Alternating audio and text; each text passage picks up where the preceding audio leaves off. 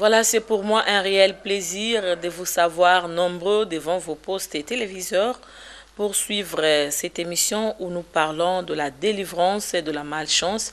Et ce sera avec l'homme de Dieu, le pasteur Paul Richard Pandi, avec qui nous avons déjà eu depuis un certain temps l'habitude d'enregistrer ou de faire des émissions. Shalom, pasteur. Oui, shalom, shalom à vous tous ceux qui nous suivez dans vos maisons, partout. Que Dieu vous bénisse. Pasteur et expert, ça c'est moi qui l'ai dit, expert dans la délivrance, parce que les sujets qui nous amènent sont tous liés à la délivrance. Et aujourd'hui, comme je venais de vous le dire, nous allons parler de la délivrance de la malchance. Restez branchés, vous ne serez pas déçus. Pasteur, nous parlons, comme je venais de le dire, de la délivrance de la malchance. Qu'est-ce que vous appelez malchance? Oui, d'abord, quand nous voyons les hommes de ce monde, comment ils définissent la malchance, après je vais rentrer dans ce que moi j'appelle la malchance. Alors les gens définissent la malchance comme étant l'ensemble des circonstances défavorables, dues au hasard, qui portent atteinte à une personne. Et c'est une définition qui est bien, mais moi je dis que ce n'est pas dû au hasard, mais c'est dû au mauvais esprit qui font en sorte que le malheur puisse arriver à une personne. La malchance, c'est quand vous voyez les bonheurs et vous voulez l'attraper, ça disparaît. Quand vous voyez les opportunités, vous voulez saisir et ça disparaît. La malchance, c'est quand vous tournez en rond. La malchance, c'est quand vous portez le vêtement de blocage. Quand, à votre tour, les choses se gâtent. Alors, beaucoup de gens sont poursuivis par la malchance. D'autres même peuvent chaque fois reconnaître qu'ils ont la malchance. Alors vraiment, c'est un problème qui est fréquent, qui touche beaucoup de gens. Alors, qui dit la Bible, puisque l'émission s'intitule la Bible, qui dit la Bible à propos de la malchance? A-t-elle fait allusion à la malchance dans la Bible? On en parle ça? Oui, la Bible a parlé de la malchance. Quand vous lisez dans Deutéronome 28, à partir du verset 30 jusqu'au verset 60, on nous parle du phénomène de la malchance. On dit par exemple que tu n'auras point de succès dans tes affaires. Alors quand tu n'as pas le succès dans ce que tu fais, c'est déjà comme une malchance. La Bible dit encore ceci: il n'y aura personne pour venir à ton secours. Il y a beaucoup de gens qui souffrent, mais il n'y a pas de gens qui viennent pour les aider, pour les secourir. Ça c'est la malchance. La Bible aussi parle de ceci. Tu bâtiras une maison, mais tu ne pourras pas habiter cela. Ça, c'est la malchance. Mais la Bible n'a pas signifié que c'était la malchance. C'est une autre forme. Parce que la Bible parle plus de malédiction. Oui, voilà. Qui est à peu près ce que les gens disent comme étant la malchance. Donc, quand par exemple, vous travaillez et que quelqu'un d'autre jouit du fruit de votre travail, c'est la malchance. Quand vous, parents, vous arrivez à enterrer vos enfants, c'est la malchance. Quand vous avez une fiancée, comme dit la Bible, et un autre homme va prendre cette fiancée-là, là, c'est la malchance. Donc la Bible parle, en tout cas, il y a beaucoup de versets qui parlent des malédictions ou ce que communément nous appelons malchance. Donc il n'y a pas de différence entre la malédiction et la malchance. Oui, parce que c'est la même chose. Oui, c'est à certaines proportions, c'est la même chose. Parce que la malchance, c'est le malheur. Quand quelqu'un est poursuivi par le malheur, souvent on dit: ah, tu es poursuivi par le malheur. Ah, tu as la malchance. Donc, communément, les gens appellent ça la malchance. Mais c'est à peu près les mêmes termes que la Bible utilise pour appeler la malédiction. Oui, vous venez de donner quelques signes liés à la malchance, pasteur. Quand peut-on dire que cette personne a la malchance? Oui, j'ai répertorié 7 signes qui peuvent montrer que quelqu'un a la malchance. Par exemple, quand les gens trouvent difficile de vous aider, ou les gens promettent de vous aider, mais ils vous abandonnent. Ou quand quelqu'un veut vous aider, il y a des problèmes qui lui arrivent. Là, certainement, vous êtes sous les coups de la malchance. Il y a un deuxième élément, par exemple, qui montre que quelqu'un est sous la malchance. C'est quand, par exemple, vous rencontrez toujours de mauvaises personnes. Des personnes qui vous font du mal, des personnes qui fouillent avec vos marchandises, les personnes qui vous escroquent, les personnes qui abusent de vous. Donc quand vous avez tendance à rencontrer toutes des mauvaises personnes, là vous êtes sous les coups de la malchance. Beaucoup de cas que j'ai reçus, vous verrez la personne toujours comme une femme ou un homme rencontrer toutes des mauvaises personnes. Il dit, pasteur, moi je tombe tous des hommes qui sont méchants, des hommes alcooliques, des hommes qui... Ce n'est pas ce que je suis. Mais je n'ai jamais rencontré des... Qui viennent pour abuser de moi. Oui. Je n'ai jamais rencontré vraiment des messieurs sérieux sur ma route. Mais vous regardez la personne, c'est une bonne personne. Mais il dit, je n'ai pas la chance de rencontrer les bonnes personnes. Là, on voit la malchance dans le domaine de relations. Troisième signe encore, c'est quand tu assembles ton argent, tu rassembles les biens, l'argent, les économies, et que tu perds cela. Il y en a qui rassemblent, et au finish, ils perdent tout. Il y a des cas, j'ai reçu beaucoup de cas. Par exemple, le cas d'un frère qui est venu me voir à l'église. Il avait un frère en Europe qui lui avait envoyé de l'argent. Il est allé récupérer cet argent au niveau de l'agence de transfert de fonds. Il a mis ça dans son sac. Il a pris les transports en commun et le voleur a mis la main sous le sac et il a pris seulement l'enveloppe où il y avait l'argent. Il est parti avec ça. Voilà que c'était beaucoup d'argent. Il a rassemblé, mais l'argent est parti. Il y en a qui font des économies. Il achète un appartement et on lui ravisse là. Il y en a, quand vous voyez que vous rassemblez et que vous perdez tout. Là, c'est la malchance. Donc là, au niveau de des affaires, tout ça, c'est vraiment la malchance. Et quatrième signe. Quatrième signe, c'est quand vous êtes toujours puni pour ce que tu n'as pas fait. Donc, comme on dit toujours à Lingala, c'est l'innocent qui meurt. Innocent Nemo. Oui.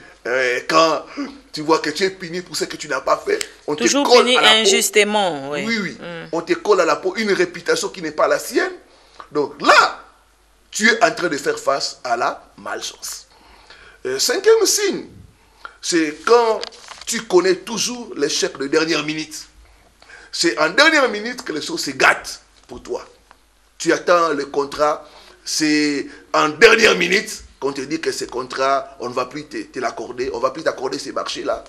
C'est en dernière minute que les choses se gâtent, les choses, tu connais ce que nous appelons toujours l'échec de dernière minute. Là, on peut parler de la malchance.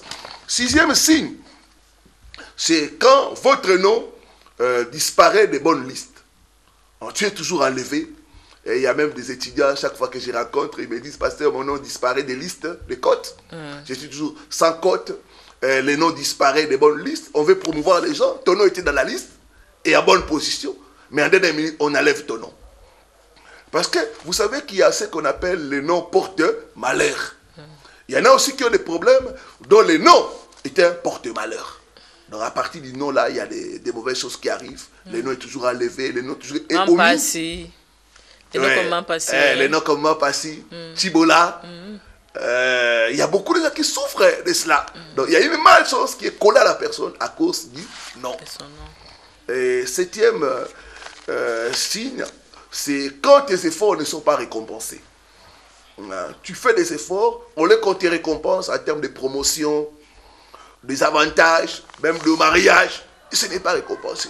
Il y a des femmes, par exemple, vous commencez avec l'homme, dans la souffrance, quand l'homme monte, il t'abandonne, il va épouser quelqu'un d'autre. Vous commencez les fiançailles bien, dans la pauvreté, vous souffrez avec l'homme. L'homme est au niveau des universités, il termine, il a son diplôme de licence. Il te dit après, non. Après, ce n'est plus toi. Tu n'es plus la femme de mon niveau. Ouais. Donc voilà des cas comme ça. Ça se dit toujours. Oui. Voilà des cas de malchance que les gens rencontrent. Donc tes efforts ne sont pas toujours récompensés. Tu fais des efforts pour avoir la promotion. Mais c'est quelqu'un d'autre qu'on promouvoit. Donc vous travaillez pour quelque chose. Quelque chose réussit, on vous met de côté et on promouvoit les autres personnes qui n'avaient rien à voir avec... qui n'ont pas souffert. Qui n'ont pas souffert comme vous. Donc vous souffrez pour une chose, mais vous n'arrivez pas à jouir de cela. Ça, c'est la malchance. Pasteur, il y a des causes de la malchance? Oui, il y a ce que j'appelle, je résume cela en parlant de 3 causes de la malchance. Il y a de la malchance qui nous suit à cause de notre famille. Il y a des familles où les gens ont la malchance. Vous verrez que tout dans la famille, vous connaissez par exemple la malchance dans un domaine. Les femmes sont mariées mais n'arrivent pas à concevoir dans le mariage. Dans le domaine des affaires, vous faites toujours la faillite comme votre père ou comme votre grand frère. Là, nous voyons, il y a la malchance peut provenir de la famille de la personne. ça a vraiment un lien avec les liens de sang. Donc oui. là, ça vous atteint par un mauvais héritage. Donc vous pouvez hériter de votre famille une malchance dans un domaine quelconque. C'est pourquoi vous verrez par exemple d'autres filles, d'autres sœurs, vous voyez que c'est une bonne femme. C'est comme ça dans la famille. Et même les gens vous disent, ah, dans votre famille, il faut qu'on vous lave. Donc on voit que les gens voient que vraiment que vous êtes dans une famille à la malchance. Et deuxième cause de malchance, c'est notre style de vie ou notre conduite. Il y en a qui, par exemple, qui ne se sont pas bien conduits. Vous avez pris les dettes des gens, l'argent des gens, et vous refusez de payer. Ces gens-là vont parler. Et ces paroles-là risquent de vous porter malheur. Ou peuvent causer la malchance. Par exemple, quand vous prenez le mari d'autrui, il y a des femmes qui sont des voleuses des maris, des autres. La première épouse va commencer à parler. Et à parler. Et ces paroles-là ne vont pas vous porter chance. Quand par exemple, vous faites avorter une fille, vous la promettez au mariage, vous la laissez tomber. Vous voyez que la fille va murmurer. La fille entend que le monsieur s'est marié quelque part là. Il m'a abandonné. Oui, il m'a abandonné. Donc il y a une blessure là. Les paroles qui sortent là, ça peut porter la malchance. Surtout quand les cœurs sont brisés. Les paroles qui vous peuvent sortir peuvent apporter la malchance sur quelqu'un. Quelqu'un est renvoyé du service à cause de vous. La personne va dire des choses. Et ces choses-là peuvent apporter la malchance sur vous. C'est pourquoi j'invite beaucoup de gens vraiment à vivre une vie correcte. Ne prenez pas les biens d'autrui.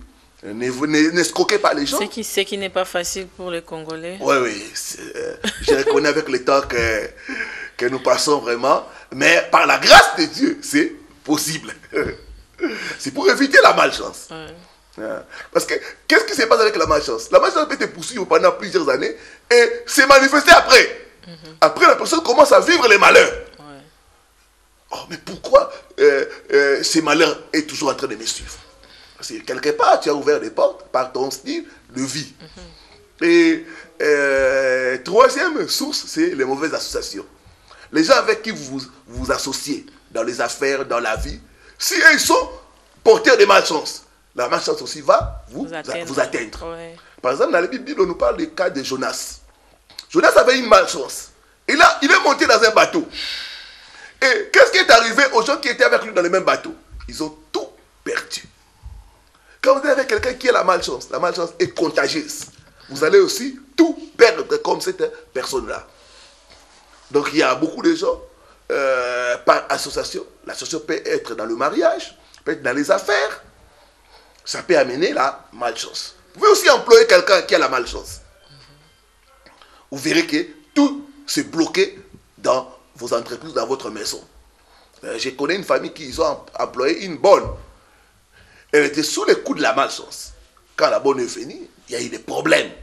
Jusqu'à ce que les couples se sont séparés. Donc quand quelqu'un a la malchance, quand il vient... Même quand on n'est pas de la même famille? Oui, même quand on n'a pas... Jonas et les gens qui étaient là, c'était des commerçants. Ils n'étaient pas la même famille. Mais comme Jonas était sous la malchance, cette malchance les a atteints. C'est pourquoi beaucoup de gens, par exemple, vous prenez le véhicule pour aller faire les affaires, vous montez dans un véhicule. Si la personne qui est dans votre véhicule avec vous est dans la malchance, vous allez faire l'accident et vous pouvez même mourir. Mais la personne qu'on visait, c'est lui qui était porteur de la malchance. Mais comme vous êtes avec lui en association, donc vous pouvez être facilement atteint. Donc c'est pourquoi beaucoup de gens ne comprennent pas pourquoi les malheurs leur suivent. Peut-être vous êtes en compagnie d'une personne qui est une mauvaise personne. Il y a même des visiteurs que nous accueillons dans nos maisons. Quand vous accueillez quelqu'un qui vient vous rendre visite, vous l'hébergez pendant un certain temps. Si la personne est sous la malchance, vous allez remarquer que les portes, il y a les blocages, il y a les incompréhensions qui viennent dans les couples, les enfants commencent à tomber malades. Donc vous commencez à remarquer des phénomènes bizarres.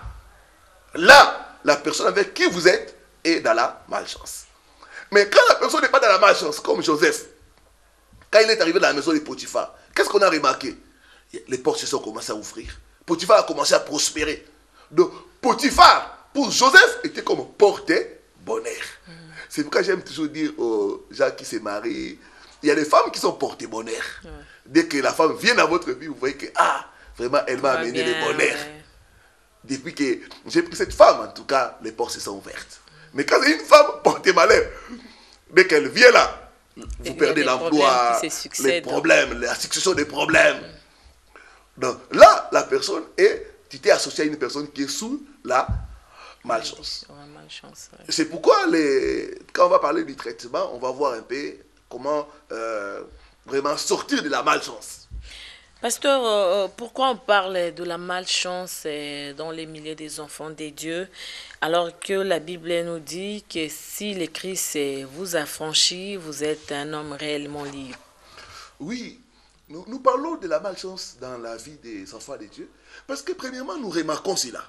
Malgré que la parole... Il y a des gens qui viennent déjà dans les églises, qui fréquentent déjà des églises et qui ont d'ailleurs reçu le Seigneur Jésus dans leur vie comme Seigneur et Sauveur et qui continuent à être sous la malédiction ou sous la malchance. Oui, il y en a beaucoup. Comment ça se passe? Oui, parce que la délivrance n'est pas automatique en fait.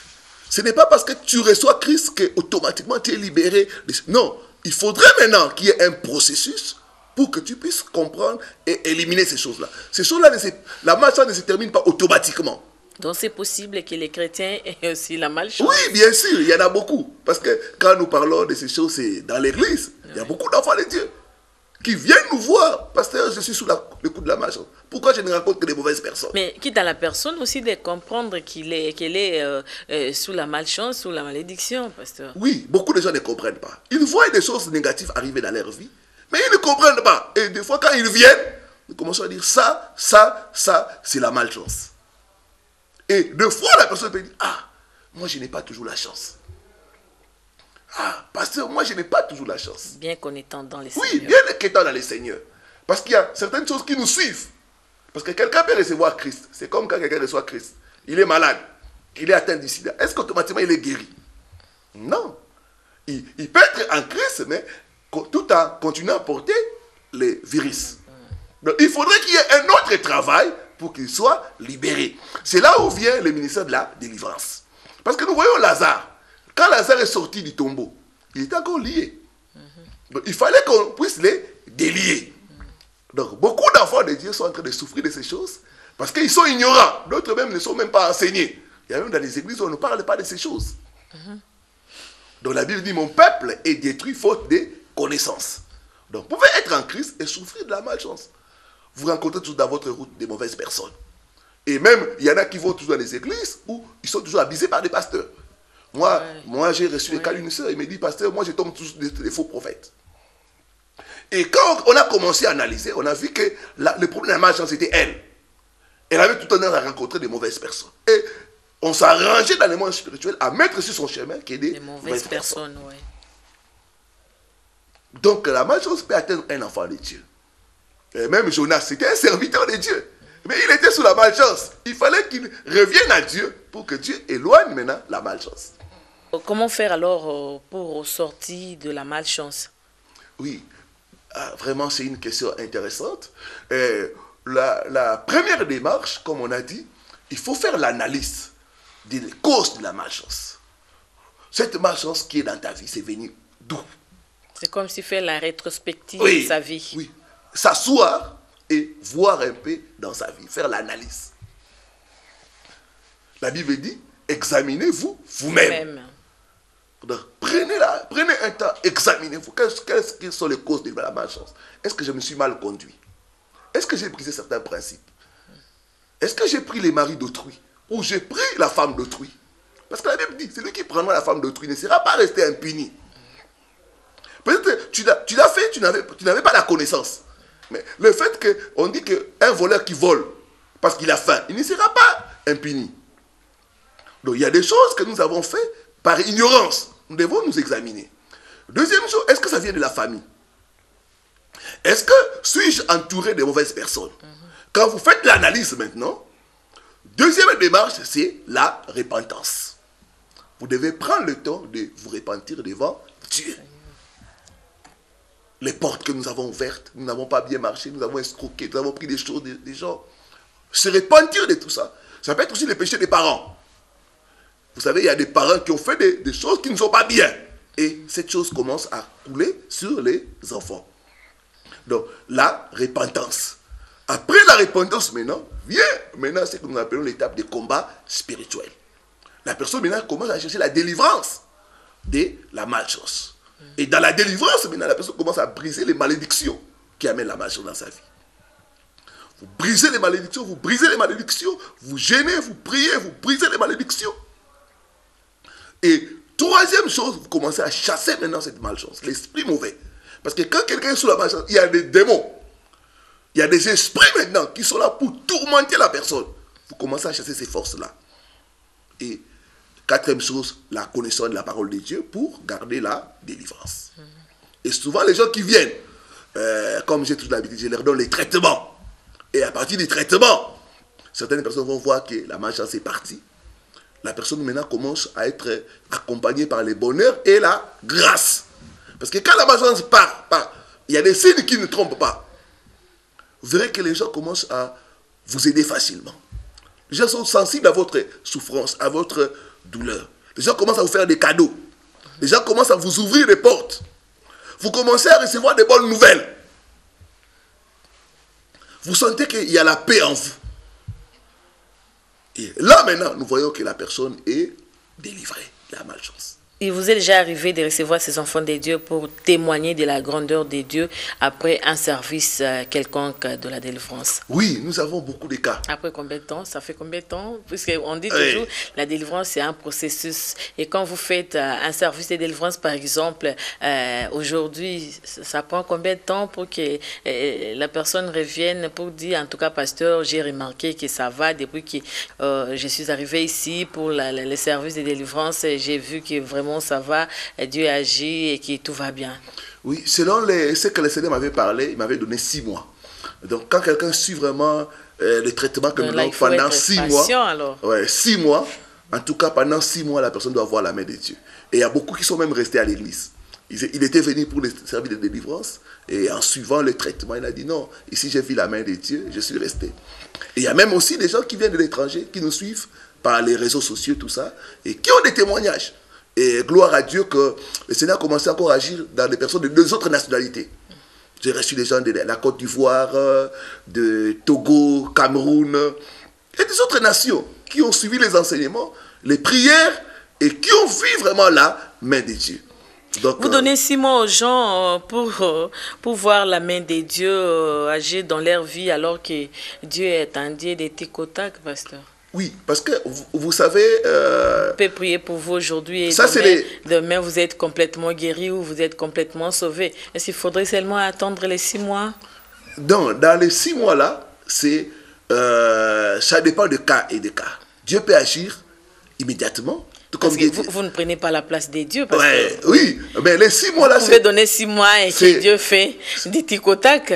Parce que Dieu m'a donné, en donnant les traitements, le Seigneur m'avait donné l'image de quelqu'un qui est atteint de tuberculose. Et le Seigneur m'a dit, dans la vision que j'ai reçue pour le ministère de la délivrance, il m'a dit, quelqu'un qui a le problème de tuberculose, il prend les médicaments pendant 6 mois. Le même médicament, pour tuer les microbes. Et souvent, les problèmes que nous traitons dans le ministère de la délivrance sont des problèmes profonds. Et c'est très profond, et ce sont des problèmes qui persistent. Parce qu'il y a des cas de résistance. Même certains cas, avec les 6 mois, d'autres cas, ça s'avère même insuffisant. Donc vous faites ça aussi pour garder les enfants de Dieu chez vous, pour qu'ils deviennent vos fidèles. Loin de là. Parce que déjà, quand on fréquente une église, 6 mois après, on s'est dit, bon... Tant mieux continuer ici, comme on est en train de suivre ma vie avec les services de délivrance, je reste ici au lieu d'aller encore chez moi. Non, loin de là, parce que je n'ai pas la place pour mettre tous ces gens-là. Alors moi-même, j'encourage les gens à être dans leurs églises et à venir pour les services de délivrance. C'est ce que je fais souvent. Quand quelqu'un vient, il me dit, pasteur, j'ai pris à telle église, je dis, ok, reste. Si les hommes de Dieu aussi sont des experts, hein, oui, non, nous ne faisons pas. Nous disons seulement aux gens, non, venez, restez dans votre église, mais suivez les traitements pour que vous puissiez être libérés et témoigner. C'est ce que nous faisons pour aider le corps de Christ. Parce que chacun de nous a reçu des dons différents. Mais pour, le perfectionnement des saints, afin que les chrétiens puissent être forts et dynamiques. Merci beaucoup, pasteur. Nous sommes déjà à la fin de cette émission. Nous avons parlé de la délivrance et de la malchance. Votre mot de la fin. Le mot de la fin des enfants de Dieu, c'est leur dire que votre délivrance est possible au nom de Jésus. N'allez pas vous faire laver parce que vous avez la malchance. Cherchez Dieu. N'allez pas chez des praticiens, par des féticheurs, des voyants, des comme ça pour enlever la malchance. Non. Jésus-Christ nous a donné le pouvoir en son nom de prier pour les gens, de délivrer les gens de la malchance. Donc dès que vous avez des problèmes de malchance, en tout cas, n'hésitez pas à venir là où nous sommes pour vous aider dans la parole de Dieu à être libéré de cela. C'est possible de vivre la délivrance au nom de Jésus-Christ. On peut vous voir où? Là où vous êtes, c'est où? Pour ceux qui veulent, ils peuvent venir. Nous sommes sur l'avenue Luvungi, numéro 15 bis, dans la commune de Barumbu. Donc la référence, c'est les croisements des avenues Kassai et Kabamba. Donc dès que vous êtes à ces croisements-là, vous demandez avenue Luvungi, numéro 15 bis. Et nous sommes non loin de la maison communale de Barumbu. Et si on veut vous appeler? Oui, pour ceux qui veulent nous appeler par téléphone, nous avons un numéro aussi WhatsApp, 00 243 82 260 87 93. 00 243 82 260 87 93. Vous pouvez nous écrire un message. Si vous ne nous avez pas, vous laissez un message, on va vous contacter. Merci beaucoup, pasteur Paul Richard Pandi, de nous avoir bénis et donné de la matière. Voilà, merci. Merci à vous également, chers enfants de Dieu. Nous avons reçu le pasteur Paul Richard Pandi. Avec lui, nous avons parlé de la délivrance de la malchance. Merci, que Dieu vous bénisse.